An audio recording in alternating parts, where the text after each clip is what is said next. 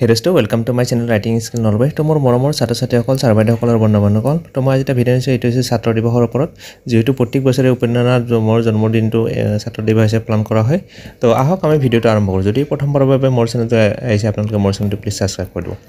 31 March তাৰিখটো অসম চৰকাৰে বড়ো ছাত্ৰ নেতা উপেন্দ্ৰনাথ ব্ৰহ্মৰ প্ৰতি সন্মান জনাই ছাত্ৰ দিৱস হিচাপে পালন কৰিবলৈ সিদ্ধান্ত লয় উপেন্দ্ৰনাথ ব্ৰহ্ম আছিল এজন বড়ো ছাত্ৰ নেতা আৰু ৰাজনৈতিক নেতা আছিল তেখেত সদৌ বড়ো ছাত্ৰ সন্থাৰ সভাপতি আছিল বড়োসকলৰ ৰাজনৈতিক আৰু সামাজিক উন্নতিৰ বাবে কাম কৰা উপেন্দ্ৰনাথ ব্ৰহ্মক সন্মানে বড়োসকলৰ পিতৃ বুলি আখ্যা দিয়া হয় জন্ম উপেন্দ্ৰনাথ ব্ৰহ্মৰ জন্ম হৈছিল কোকৰাঝাৰ জিলাৰ দত্তমাৰ বৰাগেৰী গাঁৱত 1956 চনৰ 31 মাৰ্চ তাৰিখে তেখেতৰ পিতৃৰ নাম আছিল মংলাৰাম ব্ৰহ্ম আৰু মাতৃৰ নাম আছিল লেফাশ্ৰী ব্ৰহ্ম ৰাজনৈতিক জীৱন 1978-79 চনৰ পৰাই সক্ৰিয় ৰাজনৈতিক কাৰ্যত উপেন্দ্ৰনাথ ব্ৰহ্ম জড়িত 1986 চনত সদৌ বড়ো ছাত্ৰ সন্থাৰ সভাপতি নিৰ্বাচিত হয় 1988 চনত বাহবাৰীত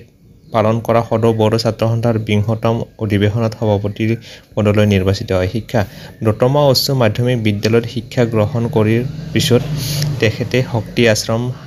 হাই এণ্ড ভোকেশ্যনেল বিদ্যালয়ৰ পৰা উচ্চ মাধ্যমিক শিক্ষান্ত পৰীক্ষা দিয়ে কটন কলেজৰ পৰা 1981 চনত বিএছচি পাছ কৰে 1985 চনত বিএ ডিগ্ৰী লাভ কৰে আৰু একেলগে 1986 চনত গুৱাহাটী বিশ্ববিদ্যালয়ৰ পৰা এমএছচি পাছ কৰে 1986 চনত আয়কৰ বিভাগত চাকৰি কৰে বঁটা আৰু সন্মান 1990 চনৰ 8 মে তাৰিখে তেখেতক আনুষ্ঠানিকভাৱে বড়োসকলৰ পিতৃ সন্মানেৰে বিভূষিত কৰা হয় তেখেতৰ মৃত্যু দিৱসক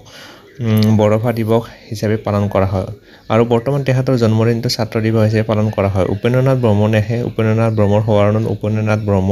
মানৱতাৰ সৈনিক বঁটা উপেন্দ্ৰনাথ ব্ৰহ্ম সোলজাৰ অফ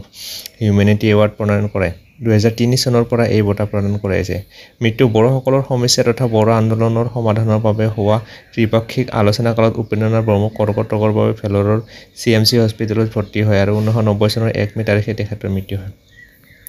উপেন্দ্ৰনাথ ব্ৰহ্মৰ জন্মদিনটো প্ৰতি বছৰে ছাত্ৰ দিৱস ষ্টুডেণ্ট ডে হিচাপে উদযাপন কৰা হ'ব বুলি মাননীয় শিক্ষামন্ত্ৰী ডক্টৰ অনুজ পেগুনে 2023 চনত ঘোষণা কৰে তো এইখিনি আছিল সৰুকৈ ভিডিঅ'টো উপেন্দ্ৰনাথ ব্ৰহ্মৰ বিষয়ে